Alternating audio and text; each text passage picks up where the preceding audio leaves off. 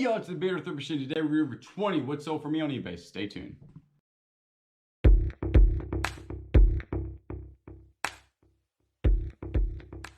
Alright guys, if you're new to the channel, welcome. My name is Julian, also known as the Bearded Thrift Machine here on YouTube. And I buy stuff and flip it online for a living and hopefully for a profit. So today we're going to go over 20 what sold for me on eBay in the last couple of days, mostly November 25th and November 26th, which would have been Thanksgiving. So let's go ahead and get started. Remember, if you like this type of content, always remember to subscribe, comment down below, and like the video. So this first one is going to be Tour Edge Exotics XCG7 Beta number 2 hybrid. This had a stiff graphite shaft, is a golf club, and went for $38.25. The buyer did pay shipping. I have about $2 of this at a yard sale a long time ago, probably about 4 months now. This vintage J.H. Williams number 406 C-clamp had 50 cents of this 6 months ago, sold for $18 free shipping. This is heavy, but it goes in a padded flat rate for $7.91, so about $7 made. This SAS black leather tripod comfort walking shoes, they were size 8.5, which is a good size. They went for $27.20, had $6 of them at a Goodwill. The buyer did pay shipping on these, and it took about 2 months to sell. These are mini shoe ornaments. I actually thought these sold pretty quick. They sold in about a month, and they went for $12.75, and the buyer did pay shipping on these, and I had nothing into those.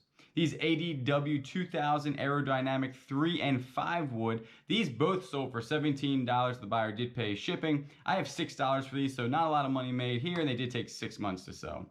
I have nothing into this dumbbell. This was a 20-pound chrome rubber-ended dumbbell. I got this out of the storage locker about 2 or 3 months ago, and it did sell for $30, and the buyer did pay shipping.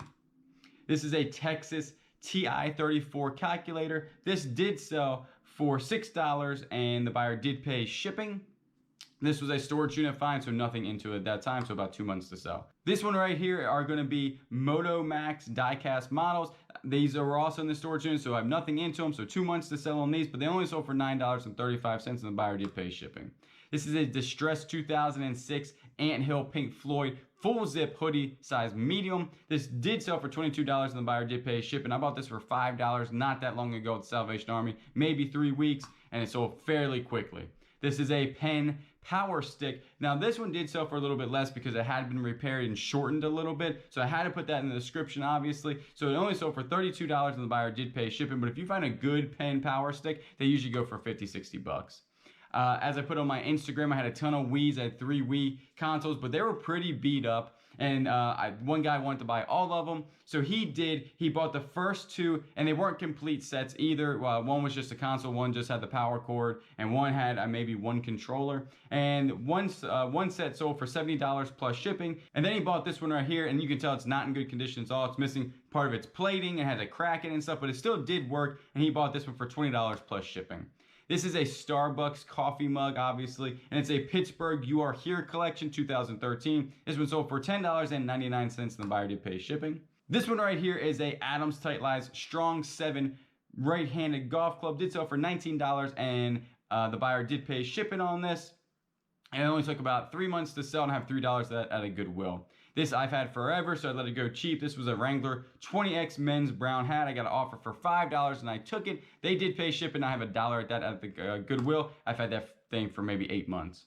This right here I've had for a little bit of time, probably 2 months. Got it for $25 at a yard sale, and it is a vintage $6 Million Man trash can. It had trash in it when I actually bought it. I think that devalued it to the person that was selling it, but it surely didn't value it to me. I just, dumped the trash out. But I did buy actual trash at a yard sale one time. But it did sell for $40, and the buyer did pay shipping.